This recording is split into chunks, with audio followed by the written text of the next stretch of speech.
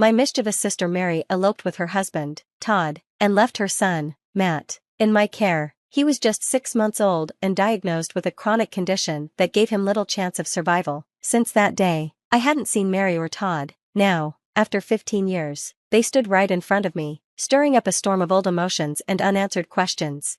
Todd burst into laughter at something Mary said, and I struggled to keep my composure. Mary spoke about Matt as though nothing had changed, and Todd joined in as if it was all some grand joke. Listening to them made my stomach churn. I wanted to end the conversation and walk away, but before I could, a familiar voice called out behind me.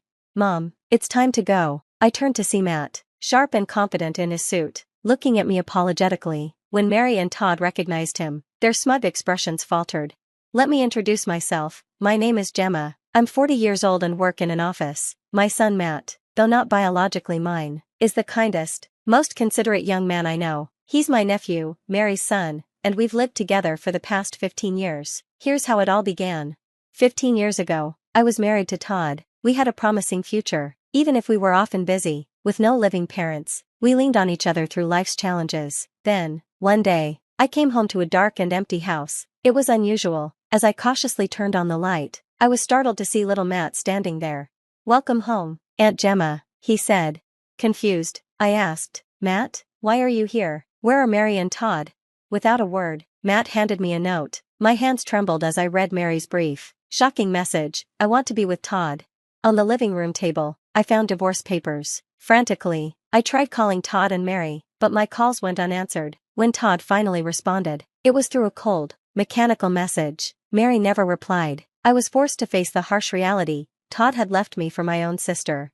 "Aunt Gemma, where did Mommy go?" Matt's innocent question shattered me. How could Mary leave her child behind, especially knowing his condition? She had raised him alone after her divorce, doing her best in difficult circumstances, but now, she had chosen to abandon him. I hugged Matt, who looked utterly lost. His mother had entrusted me with his care, claiming she could no longer manage. At first, I thought it was temporary, a respite for Mary, who was exhausted by his diagnosis. Doctors had given Matt just 6 months to live. I wanted to help in any way I could. "Don't worry, Mary," I assured her one evening. "I'll take care of Matt so you can rest." Mary was relieved. Over time, Matt grew closer to me, and I cherished every moment we spent together. But Mary's visits became less frequent. Her excuses for coming late felt increasingly hollow. "Mary, where are you going all the time?" I asked one evening. "Relaxing, like you suggested," she replied evasively. "I trust you, but it's hard not to worry when you're gone so long." "Gemma, I have my own life to live," she snapped coldly. Her words cut deep. While I focused on Matt's needs, Mary seemed to drift further away, and then, one day, she disappeared entirely, leaving Matt and me to rebuild a life from the pieces she abandoned.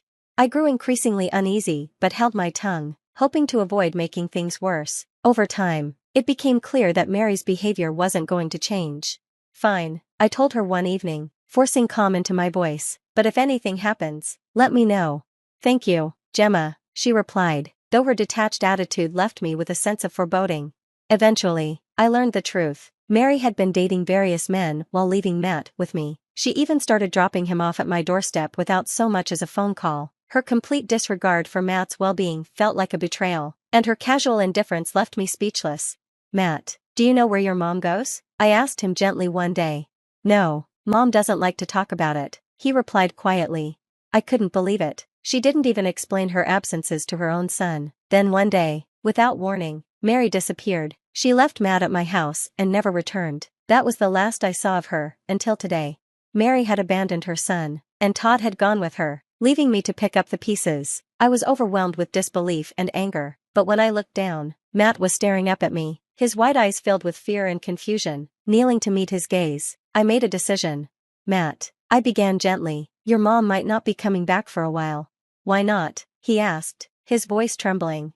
I hesitated, unsure how to explain. Matt was still too young to understand everything, but I knew I couldn't shield him from the truth forever. "Your mom had to go far away," I said finally, keeping my voice steady. "But you have me. I'll be here with you, always, okay?" Matt's eyes glistened with worry, but he nodded and gave me a small, uncertain smile. From that day forward, it was just the two of us. Matt had always been frail, tiring quickly from even the lightest activities. Mary had claimed he was receiving treatment, but it was hard to believe. His health was clearly poor. and I began to wonder how much care he truly had. Wanting to understand his condition fully, I took him to the hospital for a thorough checkup.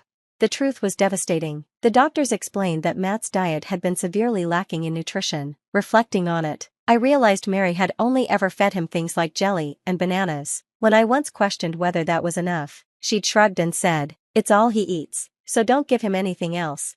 From then on, I dedicated myself to ensuring Matt received the care he deserved. I started learning about proper nutrition and began preparing balanced meals. Every morning, I made a nourishing soup packed with vegetables to help him regain his strength. It wasn't easy at first. Matt struggled to eat much, but he gradually grew better at finishing his meals. "Good job, Matt. You're eating more than before," I praised him one day. "Thank you, I'm trying my best," he said with a proud smile. As his strength returned, so did his confidence. Little by little, his spirit began to shine again. I consulted with doctors and started taking him out for light exercise, hoping to give him a chance at a long, healthy life. Each night, I tucked him in and listened as he excitedly recounted his day. "Today, I played catch and threw the ball farther than before," he exclaimed one evening. "That's amazing, Matt. You're getting stronger every day," I replied with a grin. "It's all thanks to you, Aunt Gemma," he said earnestly. His gratitude filled my heart with warmth, though I never showed it. I often held back tears. Day by day, Matt grew healthier and stronger, and watching his progress became my greatest joy. I wanted to give Matt the best life possible, to keep him safe and happy for as long as I could. 15 years passed in what felt like a blink. Though I'd aged, living with Matt gave my life purpose. I never remarried after Todd left with Mary. My life had changed too drastically. Sometimes, I found myself wondering about them, curious about what kind of people they had become, but I didn't actually want to see them. That curiosity was unexpectedly satisfied a few days later. "Hey, are you Gemma?" I was out shopping when a voice called out. Turning, I saw a face I hadn't expected to see again, an older but unmistakable Mary. "Mary?" I asked, caught off guard. "It really is you," she exclaimed, her voice cheerful as if nothing had ever happened. "Gemma, long time no see." A chill ran down my spine as memories from 15 years ago came flooding back. Before I could respond, a man approached Mary. It was none other than Todd. "Hey, what's going on?" he asked. Then, spotting me, he added with a grin, "Wait, is that Gemma? Wow, Gemma, you've aged quite a bit, haven't you?" I clenched my jaw, barely containing my anger. The audacity of these two was astonishing. Matt and I had an unspoken agreement never to talk about them, but we both knew the scars they had left. Now here they were, smiling and acting as though everything was fine. "What do you think you're doing?" I asked sharply, my anger slipping through. Mary waved her hand dismissively. "Oh, come on, Gemma, aren't you glad you got to spend time with Matt?" I stared at her, speechless. Her audacity was staggering. "Oh, don't be so mad," she continued with a smirk. "Let bygones be bygones."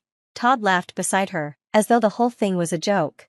"And how's that brat of yours doing?" Mary asked with a casual cruelty that made my blood boil. "Don't talk about him that way," I snapped. "Matt's not some dying kid," Todd added, laughing again. I looked at them, wondering if they were even capable of humanity. "What, still single, Gemma?" Mary sneered. "Miss your chance, huh? Well, Todd and I are still madly in love." I refused to engage with their taunts. The more frustrated they tried to make me, the more I resolved not to give them the satisfaction. "Are you still bitter about being left?" Todd teased. "Not that you could ask for alimony or child support anyway." Despite their mocking, I felt a strange sense of satisfaction that I hadn't let them provoke me. I decided it was time to leave, but Todd's next words stopped me cold. "Well, Mary's kid might have been a failed experiment, but our daughter is perfectly healthy." That word, daughter, stung. I turned to them with a question. "How old is your daughter now?" "She just turned 14, Todd said proudly. "She's the cutest thing ever." Todd's joy contrasted with Mary's sudden tension. I sensed there was more to the story. "So, you got pregnant after you left?" I asked, keeping my tone even. Mary's face hardened. She had been gloating moments ago, but now she looked nervous. "Is she really Todd's child?" I pressed. Mary flinched, and Todd's smile faltered. "Of course, she is," he said quickly. "She was born a year after we started living together." I tilted my head, skeptical. "Well, that's questionable. Mary, you were meeting all kinds of people while leaving Matt with me, isn't that right?" Todd's eyes widened in shock. "What are you talking about?" The truth began to dawn on him. When Mary and Todd had left, I'd hired a detective out of desperation. I learned that Mary had been seeing other men on the side, even during the weekdays. Mary was out enjoying herself while I cared for Matt. I continued. She spent weekdays with other men while you were working. Todd looked at Mary, his face pale. Is that true? He asked, his voice trembling. Mary stayed silent, looking at the floor. You told me you were exhausted, working for Matt's sake, Todd said, his voice rising. Still, Mary said nothing. Then why did you marry me? Todd's voice cracked with hurt. Was I just convenient? Mary refused to meet his gaze, her silence betraying everything. For a moment, Todd looked utterly lost, his confidence and pride crumbling. I stood there watching, the satisfaction of the truth coming to light doing little to erase the years of pain they had caused. Todd was the most financially stable out of all the men you dated, wasn't he? Mary's eyes widened, and her voice rose in panic. Stop it. Todd turned to her, his face a mixture of anger and disbelief. Is that true? Was I just your ATM? Mary froze, her face flushed with embarrassment, unable to respond. I kept my tone calm but firm. I have recordings. Mary, conversations with your so-called friends where you referred to Todd as your ATM. Her expression shifted from defiance to fear as the weight of her exposed secrets sank in. Todd's devastation was palpable. So, our daughter might not even be mine? He asked, his voice barely above a whisper. No, that's ridiculous, she's yours, Mary exclaimed, grabbing his arm desperately. I shrugged, unfazed. There's a simple way to find out, a DNA test. Mary's face turned ghostly pale, her confidence crumbling. No, there's no need for that. She's Todd's daughter. I didn't care to argue further. I had come to stand up for Matt, not to debate Mary's lies. Whatever you two decide to do is your business, I said coolly. But remember this, I raised Matt with love and care, and that will never change. As I turned to leave, a familiar voice called out behind me. Mom, are you ready to go? I turned to see Matt standing a few steps away, dressed sharply in a suit, his confidence shining. I'm so sorry to keep you waiting, Matt, I said warmly. It's okay, let's go. Mary and Todd stared at Matt in shock, unable to recognize the strong, healthy young man before them. Wait, is that Matt? Mary's voice trembled as she pointed, her hand shaking. Yes, I said calmly, this is Matt. He's 20 now and thriving. Matt stepped forward, his tone firm yet composed. I remember everything, even though I was young. I know exactly who you are, my biological mother and her lover. Todd's face contorted in confusion. But, weren't you supposed to be really sick? Mary said you only had 6 months. I cut in, addressing Todd directly. There was no illness. That 6-month story? It was a lie Mary invented. When she left, I took Matt to the hospital. The doctors diagnosed him as malnourished, nothing more. He just needed proper food and care. Mary's face turned crimson as I continued, and for the record, Matt was never a picky eater. He eats well now, healthy, strong, and even played sports in high school.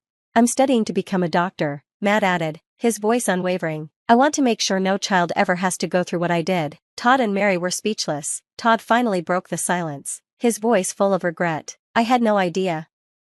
Matt, I'm so sorry. There's no need for apologies, Matt said curtly. Gemma raised me. She's my real mother. Mary tried to interject, her voice cracking. Matt, I regret everything. I'm so sorry for leaving you. Matt raised a hand to stop her. Don't. I remember the times you pushed me out of the house when strange men came over. I remember the day you abandoned me. I decided then I'd never forgive you. Mary's face crumpled as she realized there was no reconciliation to be had. You call her mom? Yes, Matt said without hesitation. Gemma is my real mother. Mary stood frozen, tears streaming down her face as Matt and I walked away. Later, I heard Todd went through with the DNA test, and confirmed the daughter wasn't his. He sued Mary for damages, filed for divorce, and cut ties with her for good. Mary tried spreading rumors about him, but it only backfired, leaving her isolated and penniless.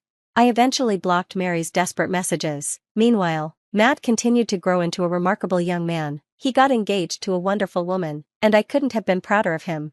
On Matt's 20th birthday, we celebrated with a dinner at his favorite restaurant. As we clinked glasses, I looked at him, my heart full of pride and love. To adulthood, I said with a smile. Cheers, Matt replied. In that moment, I felt a profound sense of peace. Every choice I'd made for Matt had been worth it, and seeing him thrive was all I had ever wanted.